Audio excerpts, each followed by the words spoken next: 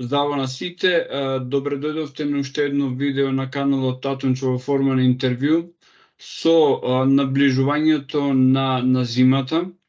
А кога сме во декември, сите имаат чувство дека е веќе зима, зимата настапува на крајот на декември и трае во јануари, февруари и март. Ама тоа е нашето чувство, веројатно заради температурата надвор. Се билда атмосферата на Божик, се прави тоа чувство на зимски празници. И она што е најинтересно е дека нешто што е неизбежно се повторува секоја година, тоа се 4 големи сончеви празници. Тоа се еквиноксите и солстициите и токму во периодот пред календарскиот Божик настапува празникот зимски солстици или празникот Јул. Сега, пред да почнеме со интервјуто со тебе, Мартин, јас би сакал да ги упатам сите оние кои што мислат дека нешто поразлично славиме ние од католиците и од протестантите, односно од западниот свет. Јас имав едно видео кое што ќе го ставам во описот на ово видео, каде што објаснувам дека Божик е на 25 декември по сите календари.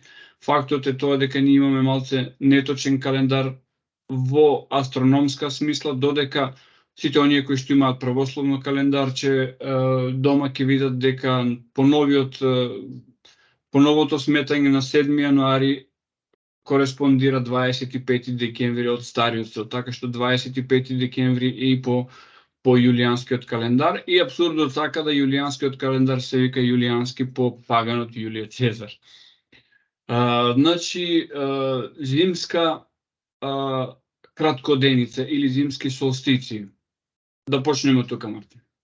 Да, значи, првично во паганскиот календар, зимскиот солстици, познат уште како Јул или традиционално стариот збор Јол, кој што е скандинавски збор, иако традициите во овој период се буквално и верувањата се буквално сите исти, меѓутоа се под различни ликови, под различни имиња и слично. Од каде доаѓа токму овој пагански празник? Значи, овој пагански празник во главните 8 празници во годината, во тркалото на годината кој што ние паганите ги имаме, е додаден нешто отпосле, иако зачетоците на овој празник се буквално од страна на старите норвежани, односно викинзите. Значи, ово е еден викински скандинавски празник кој што во старо време се нарекувал Јол. Зборот Јол има многу теории што означува, како означува, меѓутоа едно од значењата на овој збор е токму ова е всушност епитет, односно титула која што била дадена на богот Один. А богот Один е всушност бог, врховен бог во норвешкиот пантеон. Значи, отпосле, значи, откако било додадено во овие другиве 7 и всушност се комплетирале како 8-те празници во цела година, првичното славење на овој празник треба да се навратиме назад во норвешко време и да видиме всушност како тие го прославувале, всушност како тие го прославувале така доста сега и со модерниве банник Божик некако е преклопено, се измешани традициите, иако буквално се тотално различни. Значи, првичното прославување, јас инаку го нарекувам пагански Божик, се слави на 21 декември, значи ова е кога всушност денот е најкраток, а ноќта е најдолга. И веќе после 21 декември всушност денот почнува да расте, односно на некој начин влегуваме полека во светлата страна на годината, иако не сме се уште навлезени, меѓутоа полека навлегуваме, односно чекориме во светлата страна на годината. Старите норвежани, значи викинзите, да ги кажам, верувале дека всушност на овој ден сонцето е буквално не може да достигне од одредената висина, па затоа застанува на едно место и сето тоа палење на свеќи, палење на огнови, декорирање на домот со сијалички, едноставно светлината, зошто е светлината карактеристична за овој период? Од причина што старите норвежани верувале дека со тоа палење на свеќи во домовите или палење свеќи на олтарите или палењето свеќи во храмовите, во тогашните храмови на боговите или украсувањето на домот, сега да кажам во модерно време со сијалички, сето тоа било се со цел да се оддаде таа светла енергија на сонцето за да може повторно да израсне и повторно да се врати во свет, односно да повторно ја наврати светлината кај нас во светот на живите. И всушност символиката за украсување на елки, поготово со сјалички или домот со сјалички, всушност паганска традиција, односно пагански обичаи, каде што во старо време пак се палеле огнови, и тоа многу високи огнови, каде што се славела неколку дена, значи ова е пагански празник кој што се славел многу повеќе денови, каде што буквално се собирале во круг со оние големите рогови каде што били исполнети со медовина и буквално ова било буквално фестивал на танц, на игра, на славење, едноставно на пијанство, буквално се опивале до моментот се со цел да го прослават она новото доаѓање на нов живот.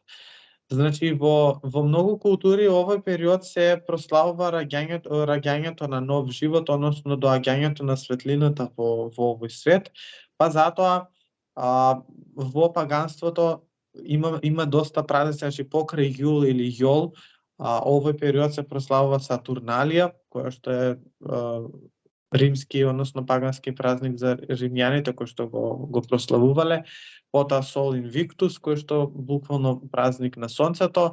Тука е исто така и за старите грци, знам дека односно и модерните хелени, значи го прославуваат празникот така наречен Хераклеа. Тоа е празник всушност каде што го слават богот Херкулес. Знаеме дека богот Херкулес е всушност полубог, односно син на Зевс, кој што имал односи со смртничка.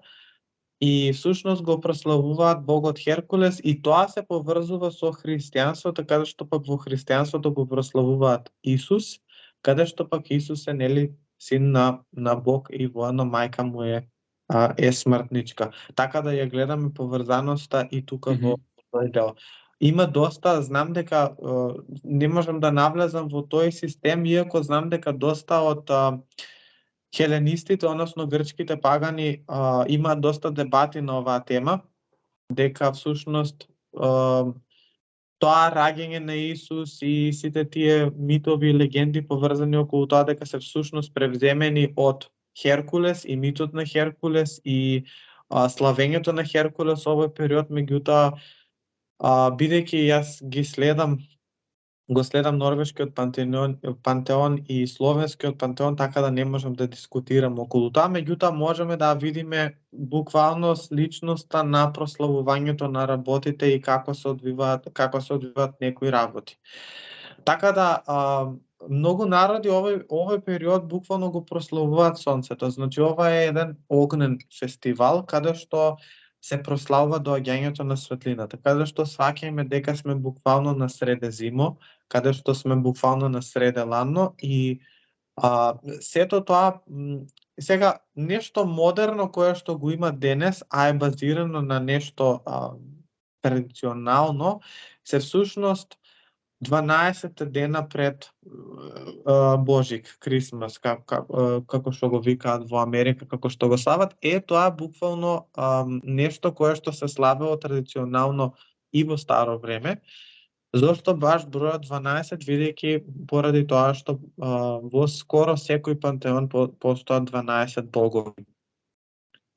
И тоа се богови одредени, значи тие 12 денови секој бог си има свој ден каде што 12 богови се, олимпијците кои што ги спомнат, тие се 12 и имало моменти кога еден бог заминува се заменува со друг. Например, богот Хат, кој што го имаме споменувано, тој не е во тие 12 богови, додека некои можеби поминорни божества се, затоа што Хат не е на Олимп, туку е во подземјето. И јас сум ги проучувал и повеќето митологии, значи од источни па и медитерански, и секаде бројот 12 се повторува, претпоставам дека тоа е поврзано со 12 куќи кои што сонцето ги поминува во текот на годината, односно самиот зодијак.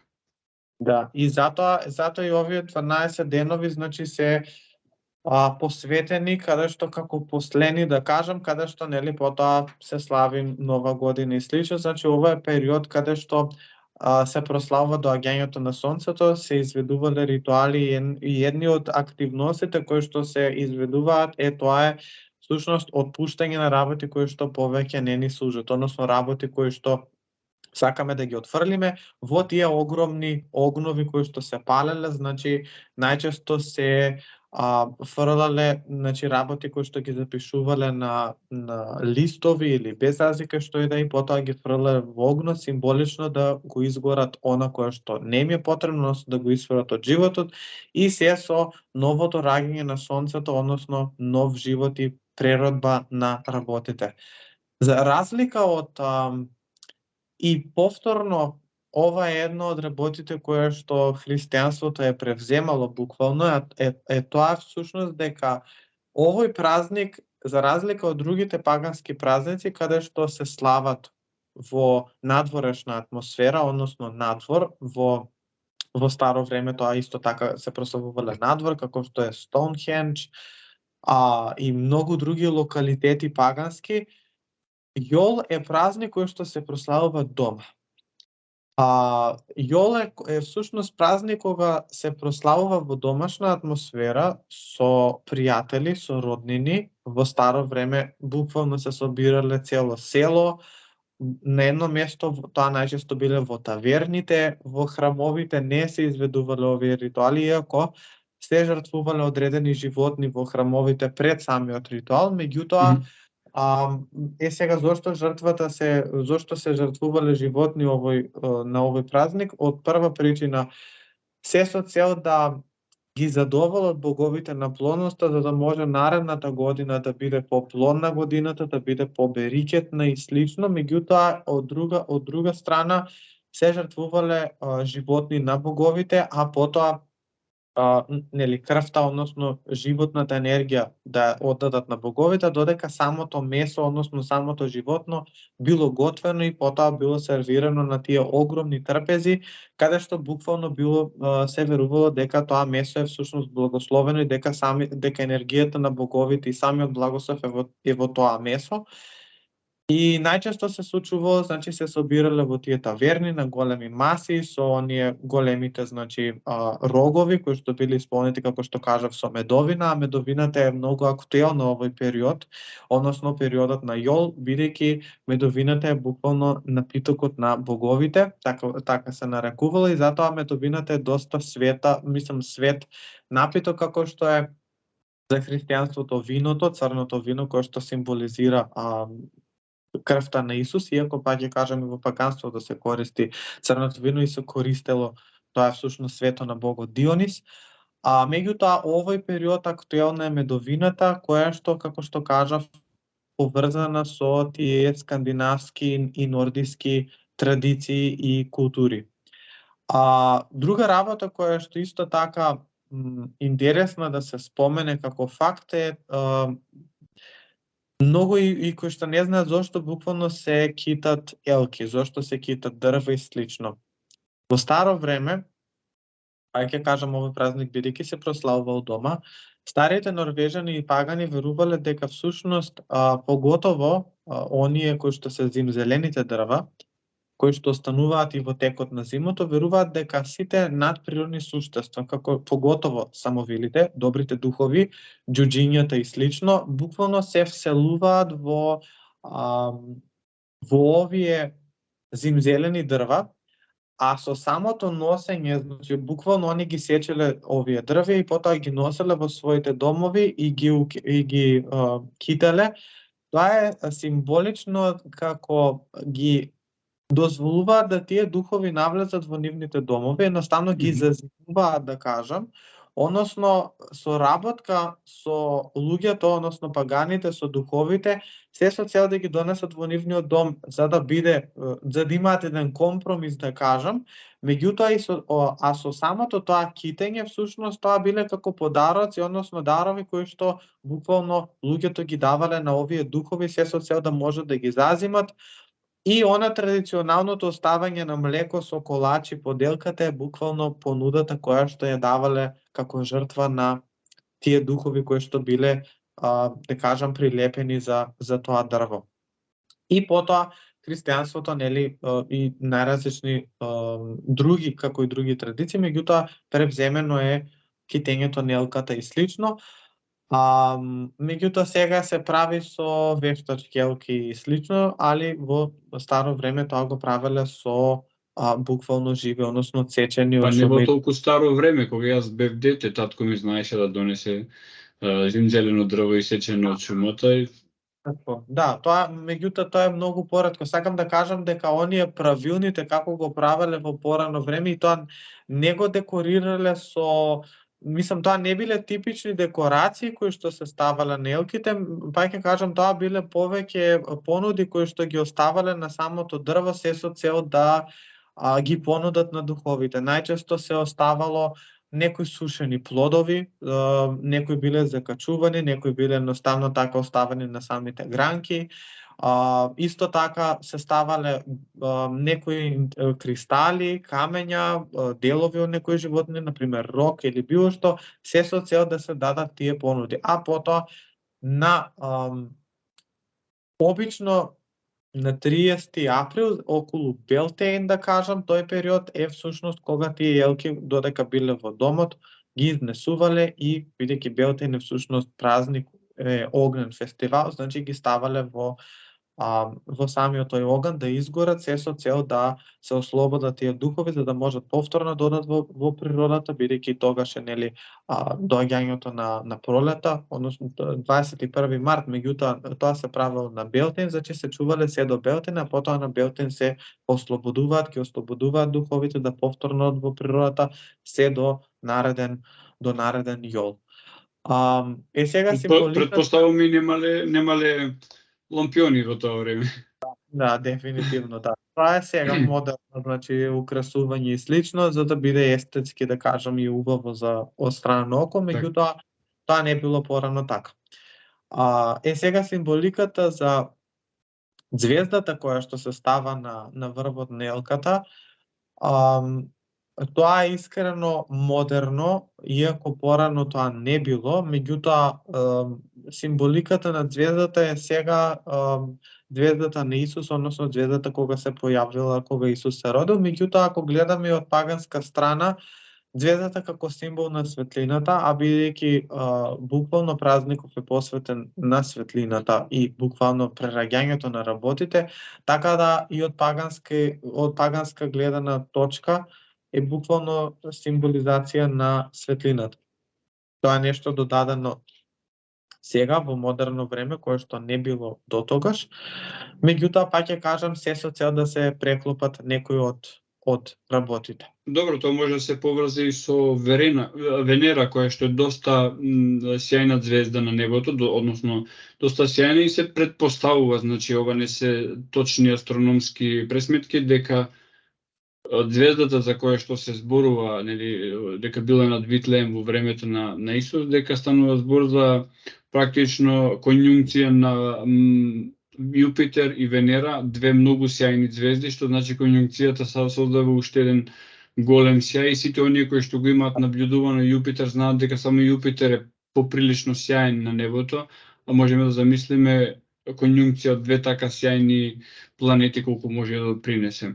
Да се гледа тоа на небото и да има таква, да речеме, инспирација за луѓето преку тоа да го стават, и плюс тоа Венера, значи, во своето патување на небото гледано од земјата исцртува пентаграм, така што и тоа може да биде еден вид на символика. Во контекст на оганот, нели, раѓањето на сонцето, би сакал да те прашам, значи, читав дека палењето на огнови, кое што кај нас и ден денеска е задржано на Бадник, значи на денот пред Божик, и кој што буквално е 24-ти, значи последниот ден на сонцестојот. Значи се пали оганот даб, се употребуваат звона за да се употребуваат при ритуални танцувања, значи како сиве овие работи се поврзуваат и како после сето тоа го имаме, значи трансформирано во што го знаеме денеска како нели Божик, го знаеме како Дедо Мраз, Елени, звончињата се тука, нели Jingle Bells ги имаме и понатаму. Да. Вака, значи првично околу дрвјата, традиционално било користено, значи или огнот кој што бил пален или од 3 различни дрвја или од 9.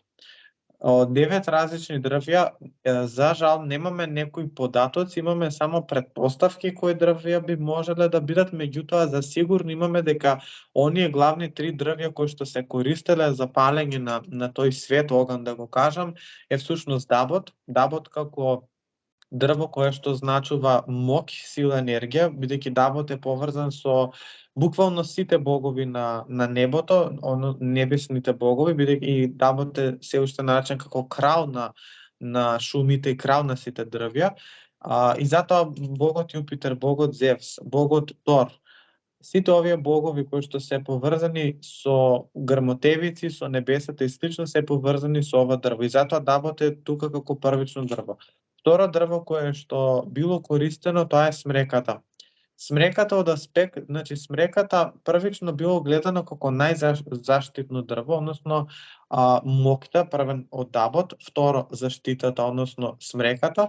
Смреката од причина што заштитна, ради тоа што првично самите иглички кои што асоцираат буквално на заштита, односно да ги избоцкаат сите зли сили, меѓутоа и од друг контекст смреката се користела дури во 12-14 век, кога била актуелна колерата и црната чума, буквално ја користеле за заштита од истата, каде што пиеле чаеви од неа, а подоцна е докажано дека има јако антивирусно дејство, односно делува како природен антибиотик.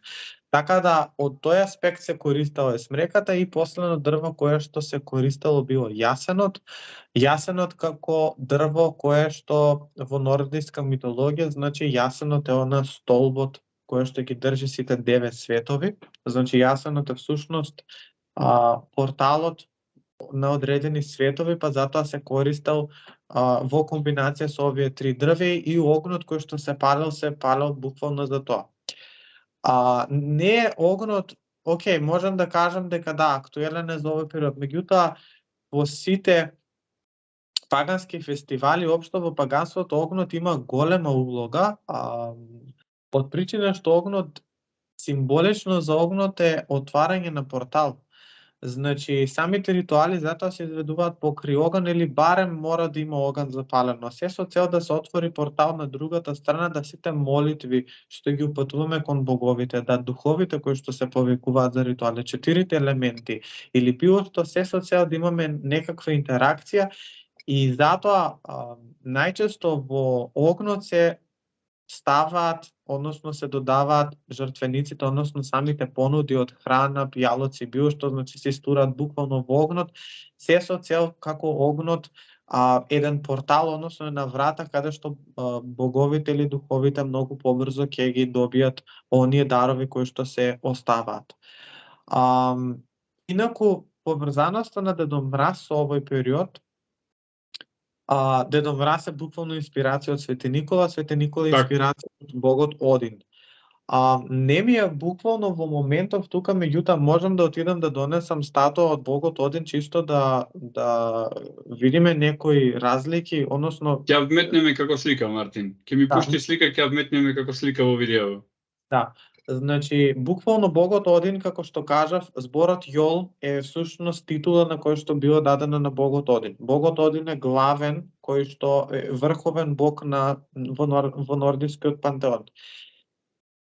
Богот Один, уште една работа за да можам да се надофрлам на ова, зошто се слави дома? Зошто е ова празник кој што се слави дома или во домашна атмосфера? Од причина што царите пагани верувале дека на оваа вечер, оваа ноќ, Один заедно со боговите се симнува на земјата и ги собира сите залутани души кои што може би се останати на земјата од Совен, односно од Халоуин, каде што кога буквално се одделувале световите, некои од душите преостанале на земјата да прават, да кажам, неубави работи и слично, и буквално Один заедно со неговите богови, тоа е познато и како легендата за The Wild Hunt, така се нарекува на англиски, каде што буквално одредени богови излегуваат или од подземјето или се семнуваат од небото, каде што буквално ги собираат залутаните души, буквално ги штитат домовите. И затоа се прославува во домашна атмосфера. Затоа и се вели, нели, пред Божик зад Божика и да си дома да си. Ето така, да. И буквално таа е символиката за тоа. Меѓутоа, да се вратиме назад на Дедо Мраз. Дедо Мраз знаеме дека е представен како со голема бела брада, со капа, голем човек кој што буквално јава во санка која што е предводена со ирвас и елени, кој што јава буквално и кружи од куќа до куќа, оди по улици и патува на небото. Баш буквално богот Один оваа вечер, значи ако гледаме символички сега буквално исто, значи за разлика од традиционалниот Дедо Мраз, богот Один го има својот 8-ножен коњ, значи тоа е коњ кој што има 8 нозе, уште се нарекува Слейпнир, значи така се нарекува коњот негов, каде што буквално, повторно ќе кажам, се симнува, оди, шета на секаде ги собира душите. Сега, за да не звучи морничаво, морале да го променат тоа, па всушност да го стават Дедо Мраз дека оди ги посетува децата и им носи подароци, за да не биде тоа нешто морничаво и слично. Од друга страна пак, знам дека во Италија прославуваат Ла Бефана, иако е тоа некаде во 6 јануари. Да, 6 јануар, каде што наместо Дедо Мраз, значи они имаат традиционалната вештрека која што јава на метла, која што со себе носи подароци, буквално, повторно ќе кажам, аспектот на паганството се задржало во оваа, да кажам, култура, меѓутоа не било до толку променето, така да можеме да ги видиме сличностите во сите овие. Меѓутоа, за да не биде толку мрачно дека некој бог излегува и ги собира душите, морале да го променат тоа, па затоа инспирација за богот Один бил Свети Никола. Значи Свети Никола буквално, ако ги гледаме на слика, можеме да видиме тотално исти луѓе, само одредени работи се променети, името е секако променето. Меѓутоа, символиката дека Свети Никола, тој кој што одел од куќа на куќа и ги дарувал децата со поклони и слично, можеме да ја видиме символиката тука. И потоа Свети Никола пак бил инспирација за Дедо Мраз. Меѓутоа, поентата е наиста. Корените ги има буквално во пагански традиции од пагански верувања. Така и го спомна Дабот Преска, ако се обидеме зборот даб или дабник да го прочитаме обратно, ќе испадне бадник. Така што има сериозна поврзаност. Даб, бад, бадник. Така што корените се навистина древни. Да. Меѓутоа, колку и да се негира нешто, колку и да пробува некој да негира нешто, колку и да пробува некој да се отргне од нешто, корените се тие, значи вистината е таа. Многу од луѓето се отргнуваат од вистината и едноставно не сакаат да знаат или не сакаат да буквално видат дека тоа што прославуваат е буквално исто, а и уште една работа која што е традиционална е тоа прерипување на огнот.